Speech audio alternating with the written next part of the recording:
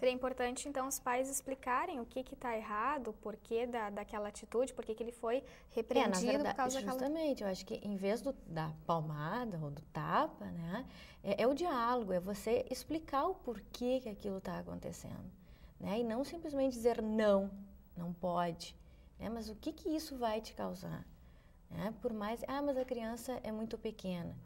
Mas você vai aos poucos, né? Ela vai entendendo isso.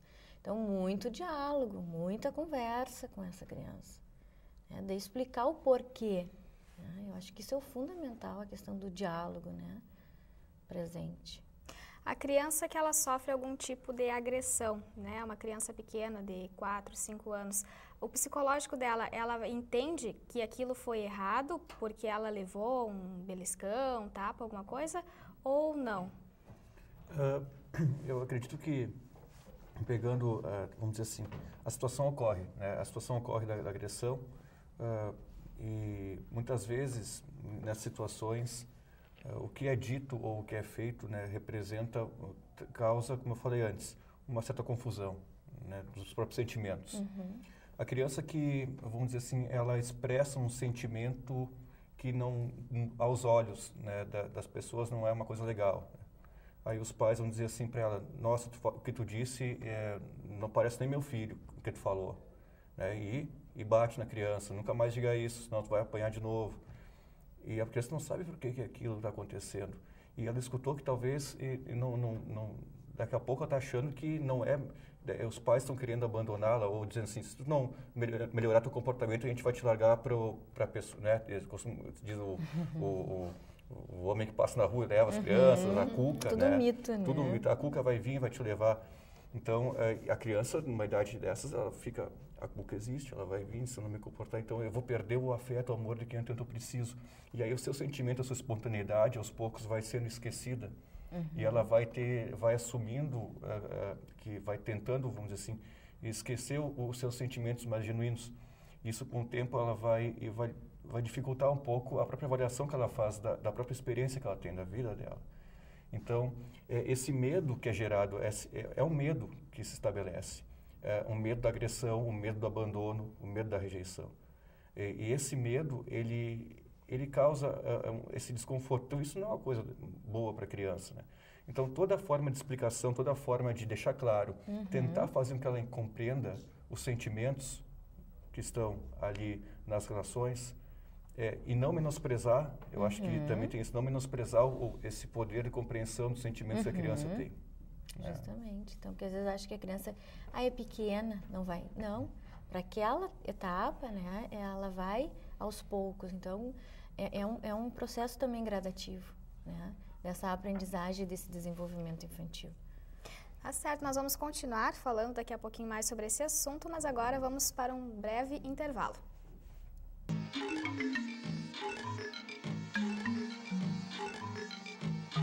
Isso acontece. A gente tem, hoje em dia, uma carência muito grande nessas políticas públicas de amparo e de apoio social necessário nessas situações de desestruturação familiar ou da própria estabelecimento de uma situação de vulnerabilidade da criança, vulnerabilidade social, enfim.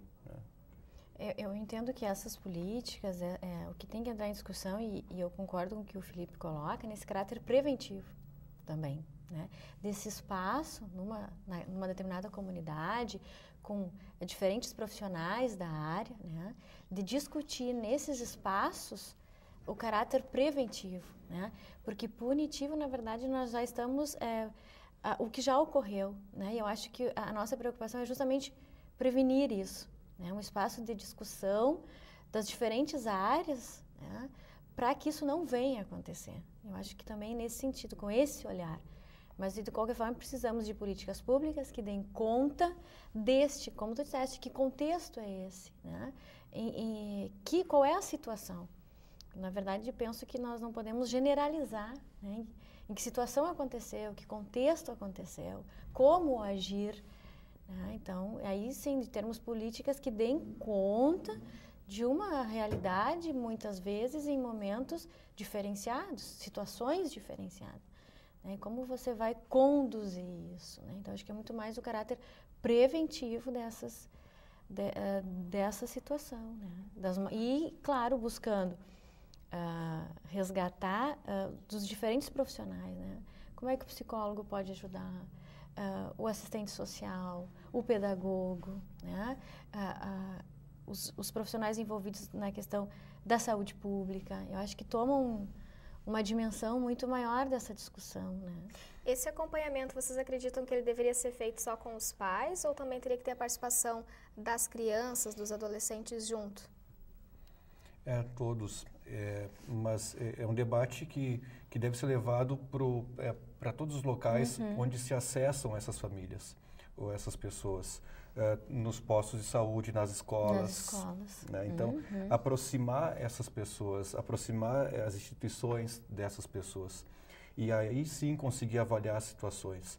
Porque a punição é uma tentativa de resolver um problema de uma forma efetiva, resolvido. Puniu, resolveu. E a gente sabe que não é assim.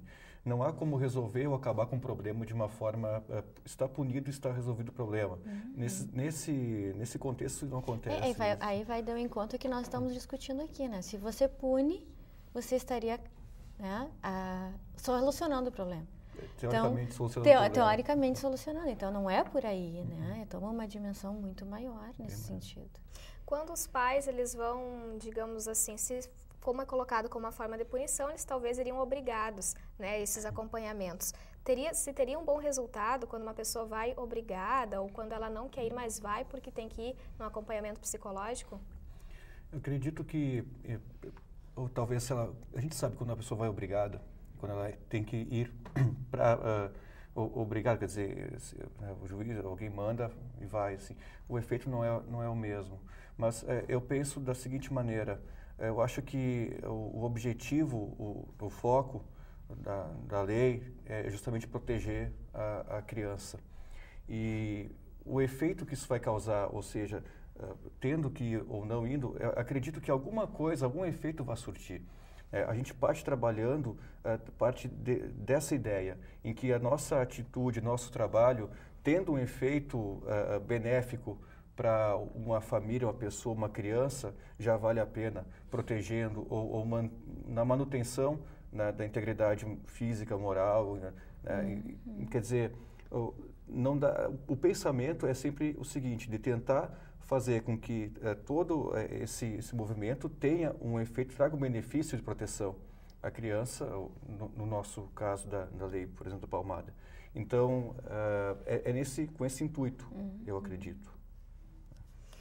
Voltando a falar ainda a respeito da questão da educação, né? Os pais não podem repreender os filhos, então, de forma agressiva, nem com palmada, mas então o que seria recomendado? Uma conversa? Na verdade, eu parto do princípio que o diálogo, né? A conversa, o olho no olho, né? Você explicando, eu vejo como o melhor caminho, né? Buscando mostrar, né? Explicar para a criança o porquê. Né? Como eu comentei anteriormente, isso acontece e deve se acontecer desde muito pequeno. Né? E à medida em que o desenvolvimento e a aprendizagem dessa criança vai acontecendo ao longo da sua vida, isso aconteça. Né? Porque o que a gente entende, né? Também trazendo um pouco assim dessa ideia da aprendizagem e do desenvolvimento da criança, né? Que você acaba aprendendo a partir do contexto no qual você vive. Então, se você, desde o início, você convive num ambiente onde o diálogo se faz presente, o ouvir se faz presente, o espírito de cooperação, isso vai, né, se tornar algo muito natural no seu núcleo familiar. Né? Então, aquilo que você primeiro vive com o outro, né, para depois internalizar aquilo que foi vivido no coletivo. Né? Então, a importância do outro na aprendizagem, né? Dentro desse contexto. Né? E pode ser, né, das atitudes, dos valores, dos princípios. Então, nesse sentido de que o contexto ele vai ser definitivo e decisório, no sentido de você buscar esse diálogo, esse entendimento daquilo que está acontecendo. Na tua opinião, Felipe, essas conversas para, digamos, para crianças um pouco mais agressivas, né, ou desobedientes, a conversa não está surtindo muito efeito. O acompanhamento com o psicólogo seria interessante? Normalmente, a gente, quando chega criança, né, procurando atendimento, é sempre bom que se tenha uma participação da família. Talvez não no atendimento da família, mas que a família também participe efetivamente do atendimento. Que não se abstenha, que não coloque toda a responsabilidade nas costas da criança, mas que também compartilhe nesse movimento de ajuda mútua e de integração, que é uma expressão de amor. Né, até pelo entendimento por que daquelas atitudes, né? O que leva a criança a ter determinadas atitudes, né? Então, acho que o estabelecimento dos limites é através dessa conversa, de você integrar essa família, né? De mostrar o porquê, por que está acontecendo, qual é a melhor forma de solucionar, né? Ouvir os dois lados, né? Quando a criança já usa da oralidade, né? Também de ouvir os dois, né? Tanto a família quanto a criança, o adolescente. Né? Buscar Fernanda e Felipe, eu gostaria de agradecer a participação de vocês no Contraponto de hoje, que vai ficando por aqui. Até a próxima semana.